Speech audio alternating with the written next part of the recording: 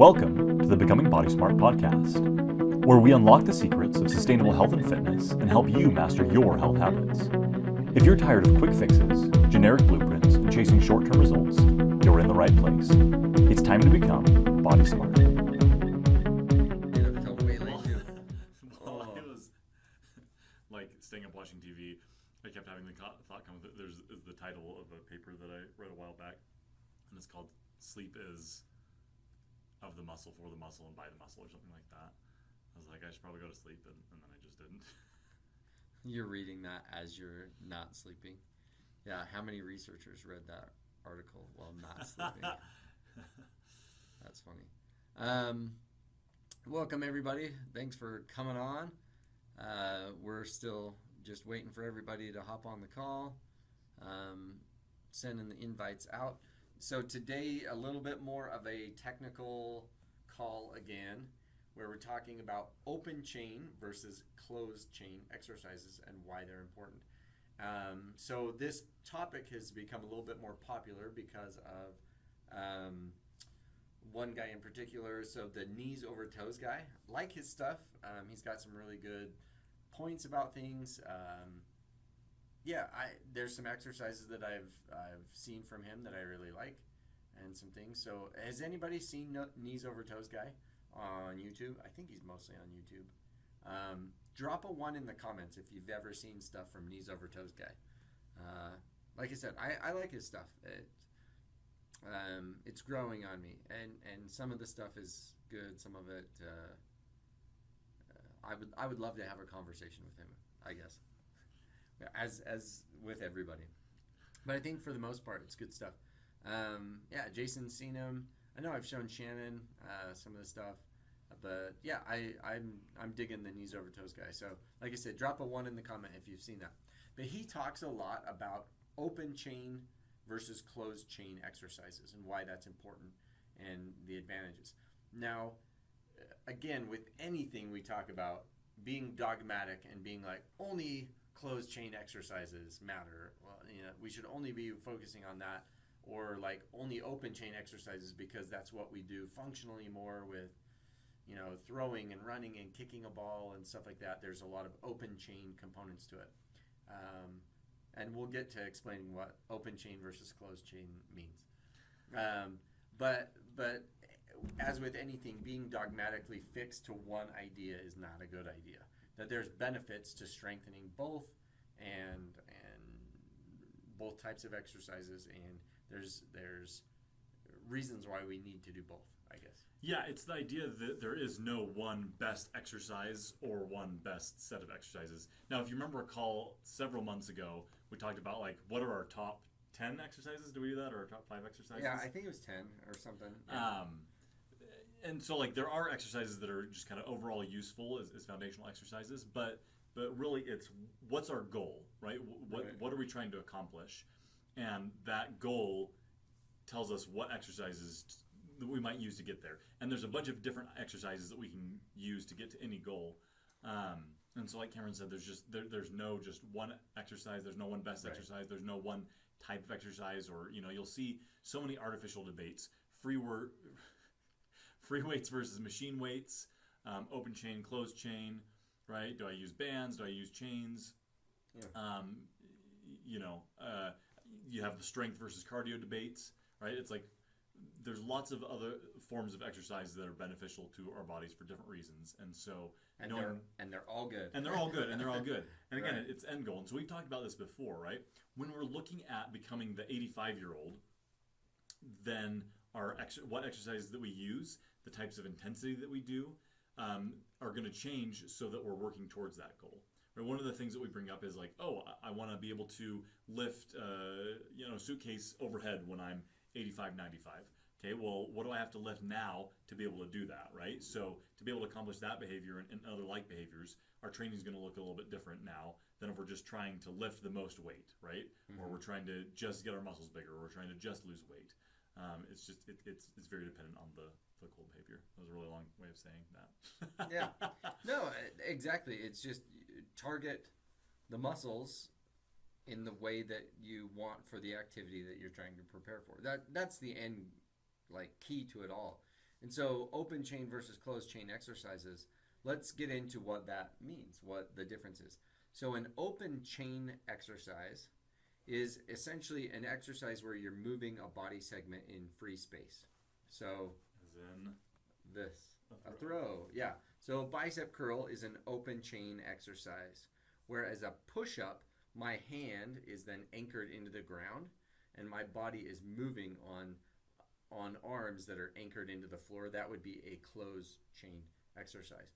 So an example in the knee is like a knee extension versus a squat where my feet are anchored into the ground. Functional example is what, like kicking a soccer ball would then be an open chain exercise. Yep. I'm trying to think of any like there we go.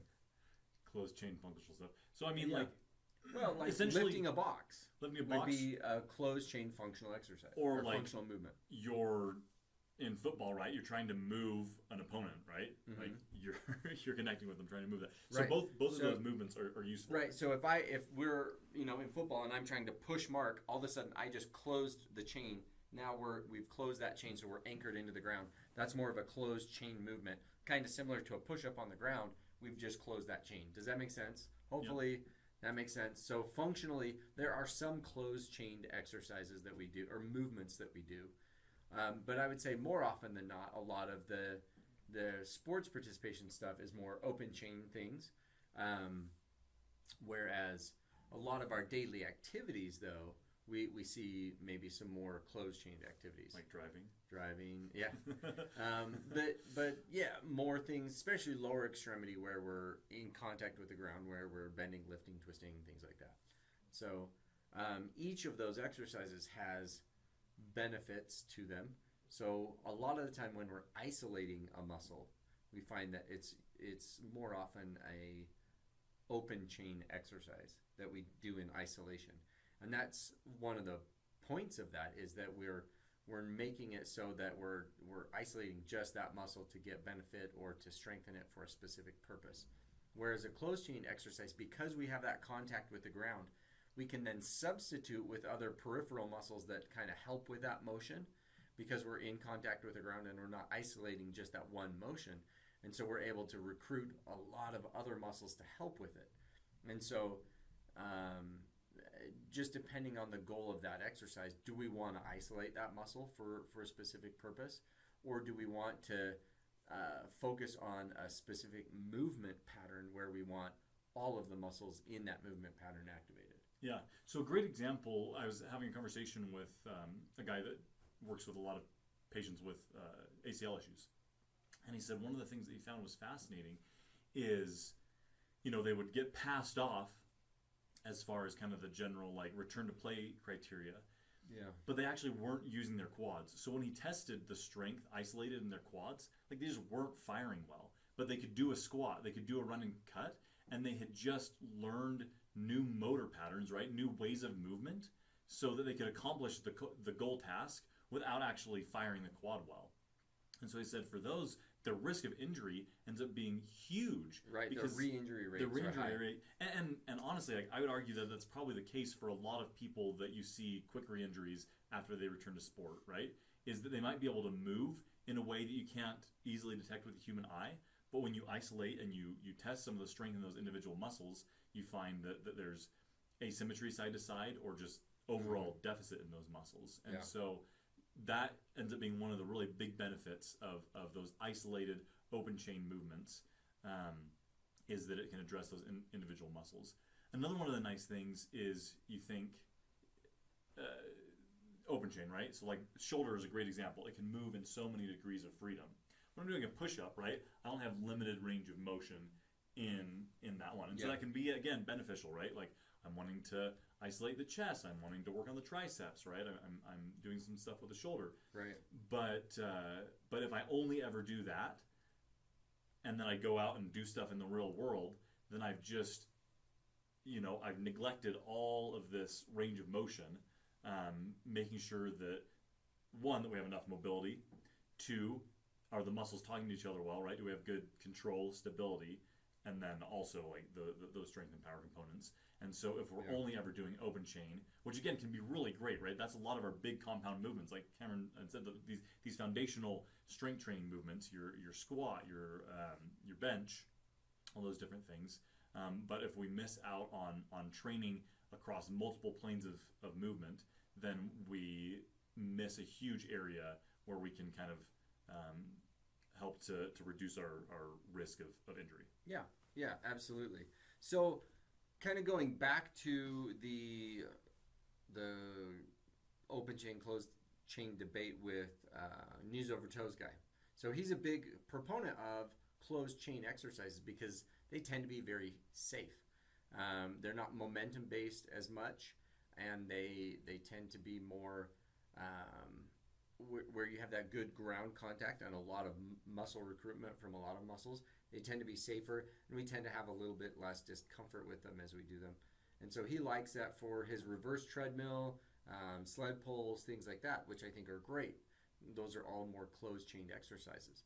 And so where I think one of the advantages of a closed-chained exercise is because they have, like Marc was talking about, the lower degrees of freedom, I can't move in as many ways.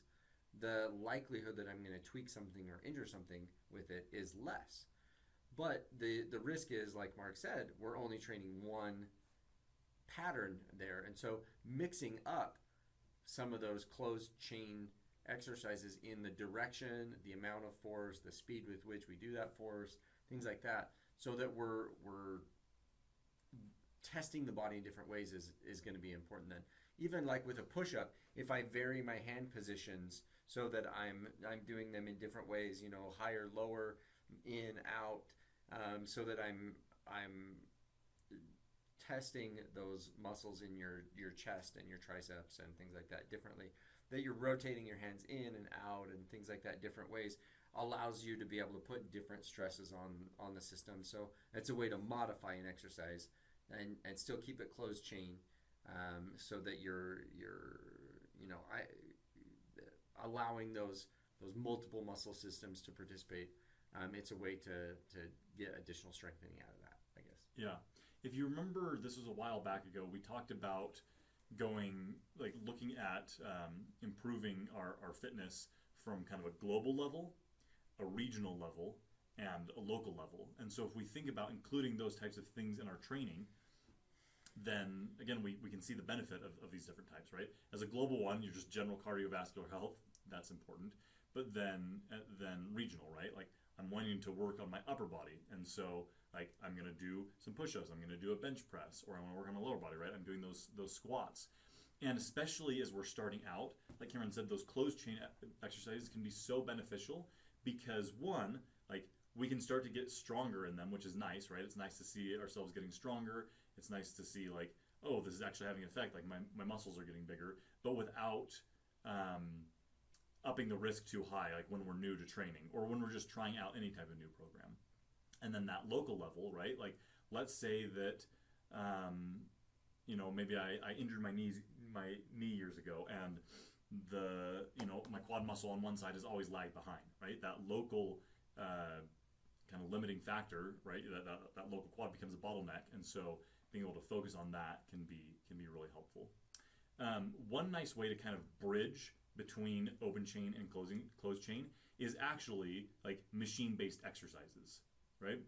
Because they do restrict your freedom to some degree, right? Like it's not the same, you won't have to use all the same muscles as with free weights, but there's still a little bit more control, right? If something goes haywire, like you can just let go of the cables, let go of the machine, and it's not gonna cause a problem like you do with free weights. Well, it's essentially doing an open chain movement, but in a closed chain environment, because you have the machine, like you're anchored into the machine, but you can still be doing a bicep curl the way you would, like, so it changes it a little bit to be more of a closed chain version of an open chain exercise. Yeah. Cameron and I have been talking a lot about this lately. Let's go out into the clinic and show a couple of the exercises. So that treadmill one, I want to show. Yeah. Okay. So pull up your phone. Yes. We'll get it going. So yeah, we want to demonstrate some of the things that you may see like on Knees Over Toes Guy or other places to kind of demonstrate the difference between open chain versus closed chain. So yeah, hopefully that's making sense, like what some of those things are.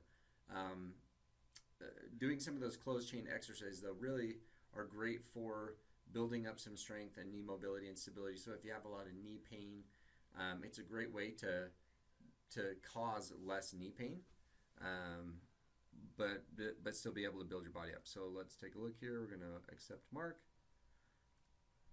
Something I have to do on the regular is accept Mark.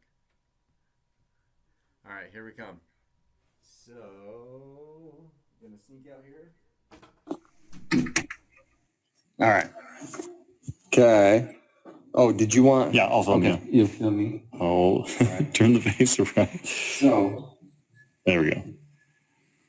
one thing you can do for an open chain exercise, and Knees Over Toes Guy built his own little treadmill for doing this because you can control the variables a little bit more. But backwards walking on the treadmill is really pretty good exercise for your knees, for building up the strength. If you have pain going downstairs, doing a backwards treadmill is really, really good for building up that strength. So you can do it where, you use the speed of the treadmill like that to walk. And that's not a bad way to do it. It's a good, gentle way to start. You're not going to feel it quite as much in your quads, though. It's a little bit more gentle, I guess, than turning the speed off and keeping the elevation up. And this, we have the advantage of being able to lean against it, but pushing that like this. That really feel it, right? And so that you can feel that burning in the quad. And depending on your treadmill, some treadmills will slide easier than others. But being able to do that is a great way to strengthen your knees in a way that's more gentle. Okay. And then I'm going to show. So I want to show. So again, your plyometrics are also actually a great way to mix and match. Okay. Right. So we have.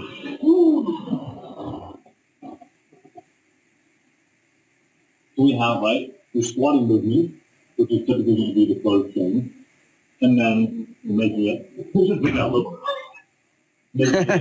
open chain there, right? Same thing with our push-ups, right, like traditional push-ups, closed chain, but we add 5 components, right? So random differently, right? It's really kind of mix and match. And so that is a great way to add not only variety, but also kind of span that gap between the open and the closed chain. Yeah, I like it. So another one of my favorite new things, Go back to you. flip back to me, is sled and pushes. So, This is the best. So we've been doing this in the clinic a lot, where you do a push, and then the strap is on, but where you do a pull. And then a push. And so we normally load that up with weight and everything. But really good, again, it's similar to doing the reverse treadmill. It's a really good control and strength in the quads. And it usually actually feels really good on your knee. It doesn't bother them. It's a great way to build up your knee health and knee strength without it causing a lot of pain. And so you may see that in that Knees Over Toes Guy stuff. And that's one I really agree with him on, that I think is really helpful. Okay. Yeah. Any other? Let's just do a couple different examples of open chain exercises. Okay. Open chain. Yep. So a bicep curl, for example, would be an open chain. Trying to think.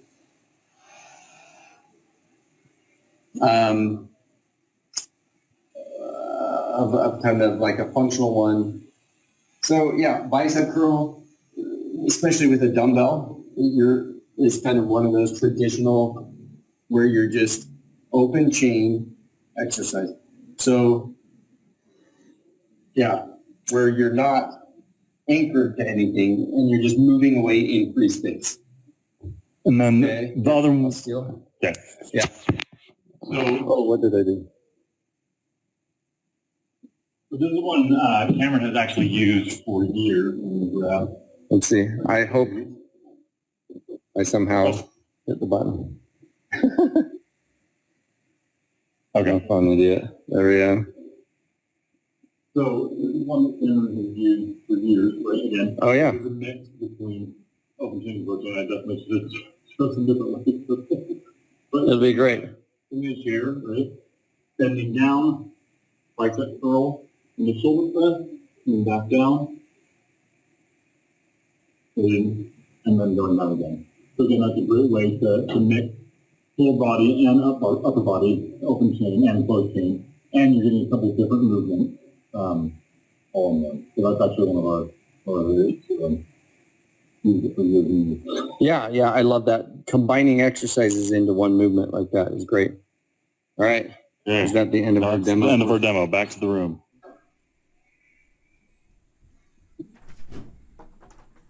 All right. Oh, the loop of death. There we go. Hopefully the demo was helpful. But anyway, again, it's not that any one type of exercise is more important or better or whatever. In the gym, you can demonstrate so many of both the open and closed chain exercises. Like the knee extension is one that they talk about all the time. Yeah, yep. Well, so a great example of that, there's some research that came out several years ago by Chris Powers, and he looked at people with what they call patellofemoral pain, right? Basically kneecap on femur pain. Yeah. And what they found was in rehabbing that, one of the combinations that was really great was it was a combination of open chain and closed chain. So there's less pressure pushing the kneecap into the femur from 0 to about 45 degrees of a squat, right? It goes up after then. And then with the knee, I believe it was also like in a knee extension machine going again 0 to 45 right there, right? So not going all the way straight. And so you've basically got all those motions, right? So I go standing to about 45 degrees here, which is the same as going from 45 degrees to straight. But then sitting down again is kind of knee all the way bent to about 45 degrees. So you end up getting the entire range of motion with that exercise, but in a way that kind of minimizes pain as you're working through building that up till you can get the full range in both of those exercises. Yeah, that's a great example of a way to kind of break that down and use the portions that like hurt the least, feel the best, or most secure, less likely to cause irritation as you're rehabbing a pain area. Like, there you go. I can use the part of this range to strengthen this part of it, part of this range to strengthen this part of it, and use that combination of movements. So that's always one of our goals whenever we're giving somebody an exercise plan for a specific pain area is how many different types of exercises can we do to hit that one area so that we can get thousands of repetitions in that joint or muscle complex or whatever, but that stress it in different ways so that we're getting thousands of repetitions but not thousands of the exact same repetition, so that we're hitting the muscle in all its different ways, the joint in all its different ways, so that we're strengthening it completely and minimizing how much discomfort we're going to get from hammering any one thing too much. Yeah, so a great example, again, of this is a couple weeks ago, like, did some stuff, my shoulder was bothering me, and so I couldn't tolerate a bench press very well. Really, even pretty low weights, but I could handle kind of a modified push-up. So I did that, right? So I did on my knees, I did push-ups like that, and then I also grabbed a band and I did some cross shoulder stuff down, and then also some things to work in different parts of my shoulder. And so I was still able to keep all those body areas trained. I just modified it shortly until I could start adding those back in and going back to upping the weight. And that way, right, again, like Cameron said, we're still getting low to that area because all of our body areas, whether it's joint, whether it's bone, muscle, like all of those need load to learn. It's just about progressing that in the right doses and in the right time course so that we signal our body for adaptations while also allowing enough recovery to make those adaptations well. Yeah. So the main take home with this, honestly, is that everything has a purpose, and there's a point to each type of exercise. And so just keep it balanced with which ones you're using, and try to find a purpose for each one, and balance that out to suit the needs that you're really going for, and to avoid unnecessary discomfort and really target building up in the ways that you need to for the activity or sport that you're trying to build up for, or life. Yeah, for life, and also just to be aware. Sometimes people are like, oh yeah, you shouldn't do this, or you should only do this. Those are great keywords to know that they're probably BSing. Well, that they're just seeing things through such a normal or a small window, and that's normal. A lot of people do that, where they look at the world through their little lens, and so just know that all exercises probably have some benefit somewhere. It's just, does that really apply to what I'm trying to do? And right, and am I maximizing kind of the bang for the buck, right? Yeah. There are so many modes of exercise, but we have limited time, right? If we had endless time, right, and endless ability to recover, then certain things might be the best. But working within the constraints that we have of time, of equipment, of just our own intricacies of our own bodies, right? Like, anatomy is variations on a theme. And so just understanding all of that, it's about finding what can I do consistently, and what moves me towards my goal. Like, adherence is the single biggest factor in making a long-term difference, right? Yeah, that consistency. Just being consistent. Yeah. And so if we find exercises like XYZ may be the quote-unquote best for achieving this benefit, but if we don't stick to it, then it actually isn't the best. It's the worst, because we didn't do it. Right. And so finding that suite of exercises that moves you in the direction that you want, while also helping you to be consistent, is really what's ideal. And having that variety is also going to do a lot to injury-proof you, so that you're prepared for life now and decades into the future. Yep. And so if you have an exercise that you've seen on YouTube or social media or whatever, there's an exercise that you're like, oh, I'd like to try that, but I'm not sure. Should how do I incorporate that into my routine or whatever? If you have exercise questions, please reach out to us and we can explain more about it. We maybe don't need to go into quite the detail that we did today, but we can explain how it fits your life and lifestyle and goals, and how to incorporate that idea, that concept, kind of like this closed chain, open chain concept. So that's just something I've seen a lot and had some questions about with the knees over toes guy.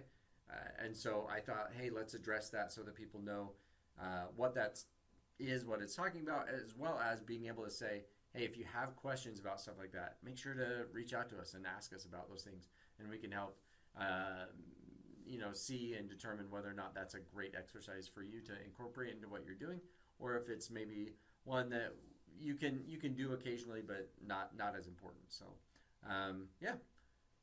there you go. Hopefully that was helpful to take a look at that. I know it's a little bit more technical with the open versus closed chain, but let us know if you have any other questions, and you will see next week I'm going to be out of town in Germany visiting my parents.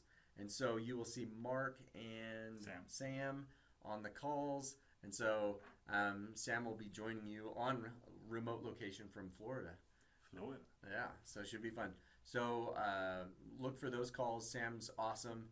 And so we'll probably talk a little bit more about some things that she is really good about, some mobility type stuff. So I know that's always a popular concept. So look forward to that next week with them. So we'll see you bright and early Monday morning. Yep. Also, if you've never done this, Google Florida Man and your birthday, and you'll find some funny headlines. So there you go.